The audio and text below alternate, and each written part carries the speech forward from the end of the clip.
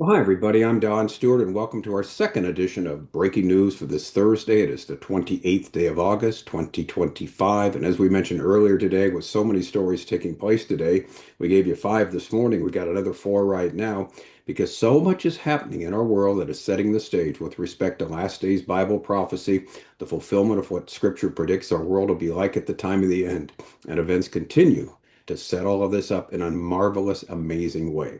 Now, these stories are going to be about Iran because they are in the headlines during this episode of Breaking News, and some very interesting things are happening. So let's get to them. First of all, the snapback sanctions will hurt Iran's economy but won't topple the regime. Now, this is an opinion piece by Israel HaYom. We will talk about that because some interesting things are happening behind the scenes right now in Iran, exposing a global strategy of anti-Semitism as political warfare. And Iran, of course, is behind it. It's from the Jerusalem Post. Cleanup of Iran's site, likely to erase any evidence of nuclear work, a research group says. This is from YNET News, as the IAEA wants to look, International Atomic Energy Association, look at these sites and see if Iran is doing anything untoward or illegal, which of course they have, and they're trying to clean it up before the IAEA gets to see it. And finally, the devastating Iran missile attacks leave Israel with multi-billion shekel bill, YNET News. So we've got that story also. Headline number one: snapback sanctions will hurt Iran's economy but won't topple the regime. This is the opinion of Israel Hayom. Activation of the snapback mechanism now seems almost inevitable. In fact, we have another story just that came over the wire in the last hour or two that's making it very inevitable. The move is not the preferred option of the E3 powers, but faced with a choice between damaging their credibility or reducing the chance of a deal, they have opted for the lesser evil. According to multiple reports from Paris, Berlin, and London, the activation of the snapback mechanism to reimpose all sanctions lifted from Iran under the 2015 nuclear deal now appears almost inevitable. It would take something highly unusual to delay or prevent the move.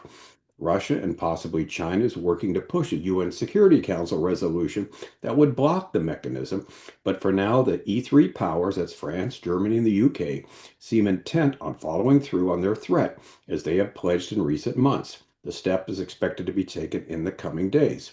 The snapback option was never the Europeans' preferred course. They had hoped to wield the threat of renewed sanctions as leverage to pressure Tehran into accepting an upgraded nuclear deal with the U.S. To that end, they were prepared to delay implementation for another 6 months, provided Iran met several conditions. But with no agreement in sight, the Europeans are faced with two choices: either undermine their own credibility by backing down, or proceed with the sanctions, knowing it will further reduce the chance of a deal. They appear to have chosen the lesser of the two evils. European officials may also hope that the added pressure on the regime in Tehran will force it to retreat from its insistence on the right to enrich uranium on Iranian soil, which is not a chance under this regime that would ever happen. In Tehran, however, leaders are signaling that they view the move as unavoidable and are seeking to downplay its impact. Revolutionary Guard would prefer to avoid the E3 activating the mechanism, but the Iranian leadership insists it will not grant concessions to stop what it sees as an illegal step. In any case, the real prize for Iran lies in Washington, which alone has the power to lift all sanctions, especially on their vital energy sector. Now, here's what's interesting from our friend Nodder. If you're new to us, Nodder is a good friend of mine. He is a Bible-believing Christian. He's from Iran.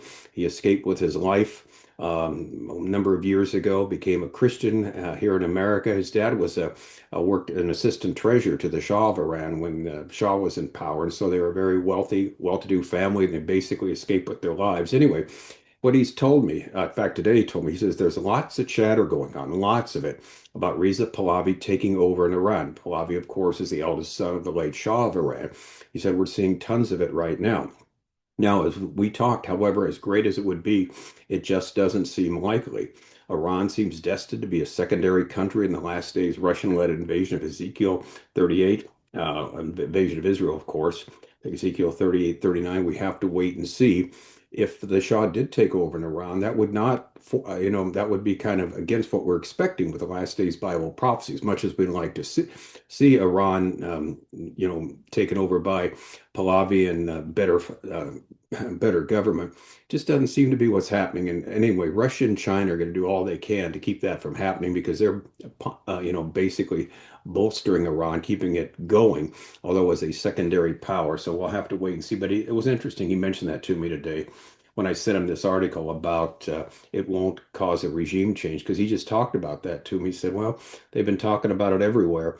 Online, it's big. It's a huge story in Iran, Pahlavi taking over, but doesn't seem to be what's going to happen. Well, again, stranger things have happened, and God could work in other ways to fulfill Ezekiel 38, 39 in some time. Again, we'll have to wait and see. Now, headline number two, exposing a global strategy of anti-Semitism as political warfare. This from the Jerusalem Post. Australia expelled Iran's top diplomat and severed formal ties after its intelligence services verified Tehran's role in two anti-Semitic attacks. Get that, two of the anti-Semitic attacks in Australia were basically based on what Tehran was doing.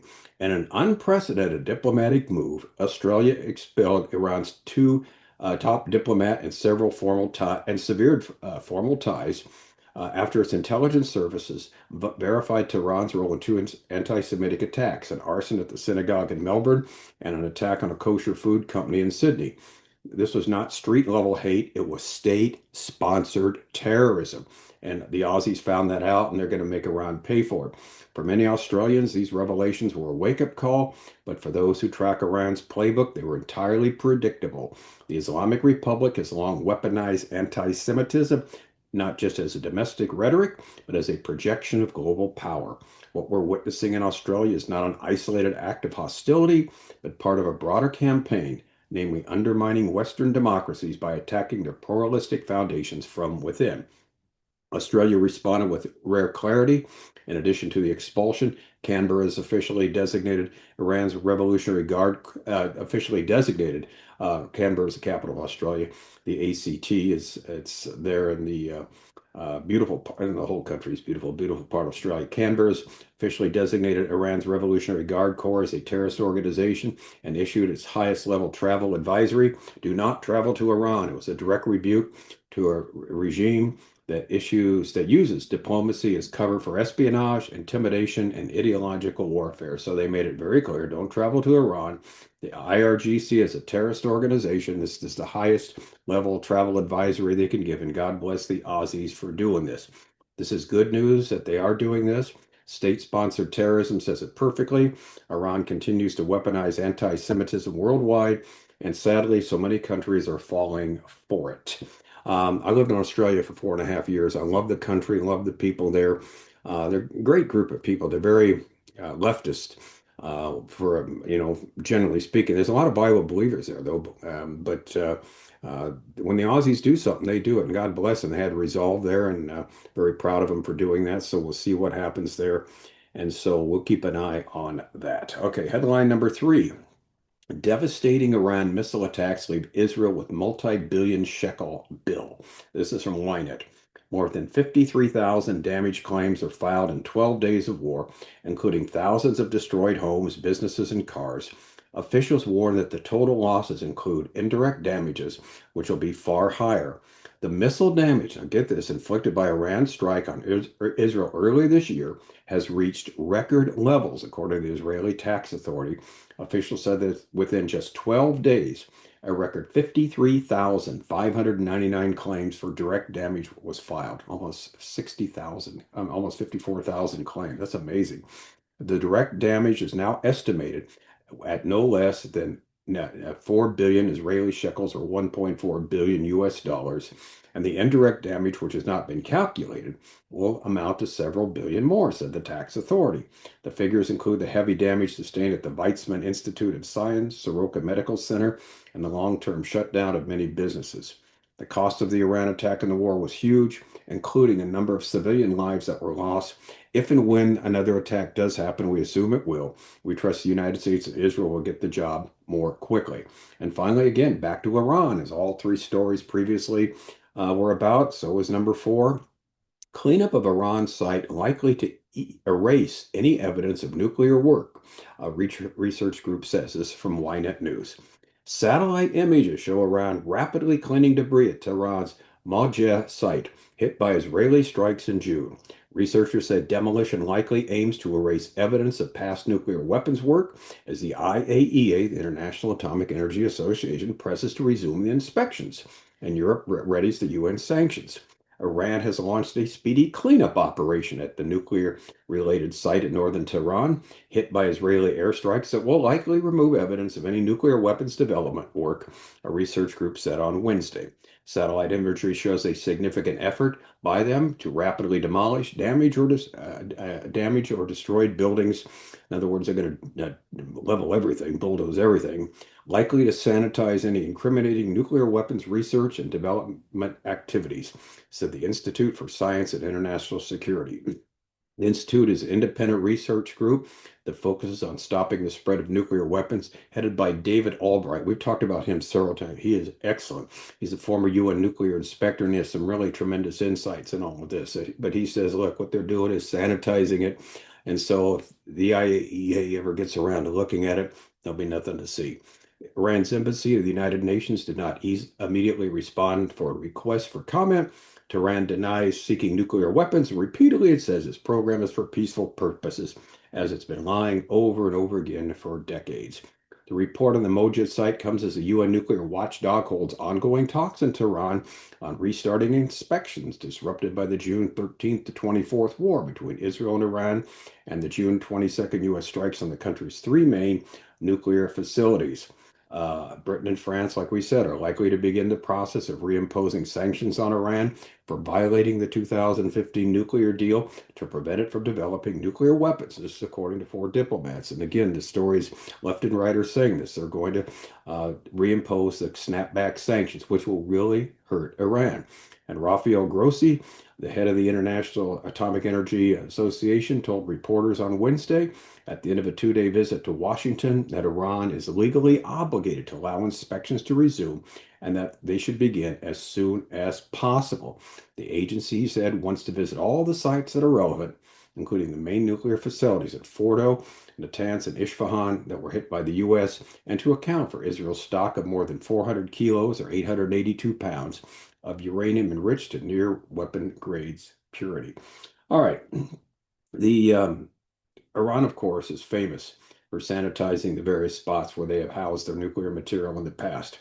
However, it seems, like we said earlier, Europe will not forego lifting the sanctions, even if they can't find any evidence of this, which will cause more trouble for the troubled Iran already. And we will have more on this tomorrow as we expect to hear, like we said, there's some stories that just came down the wires. We're putting this episode together that they're very serious about. It looks like it's going to be a slam dunk. It's going to be very problematic for Iran. And this is one of the reasons, I guess, why all the chatter about Pahlavi taking over is hitting everywhere, simply because this regime is just ruining the country financially, whatever other way possible. So we'll see. We'll wait and see what happens. As always, we will just give you the news when it shows up. But in the meantime, please check out our website, Educating Our World, 12 books on Bible prophecy, including 25 signs. We're near the end, where we talk about what's going to happen, signs 9 through 11, with respect to Iran and this last day's invasion. Everything is free. It's a free download from our website, Educating Our World, under the heading of Bible prophecy. So we request you do take advantage of it. I'm Don Stewart. Thanks for watching. Until tomorrow, as always, may the Lord richly, richly bless.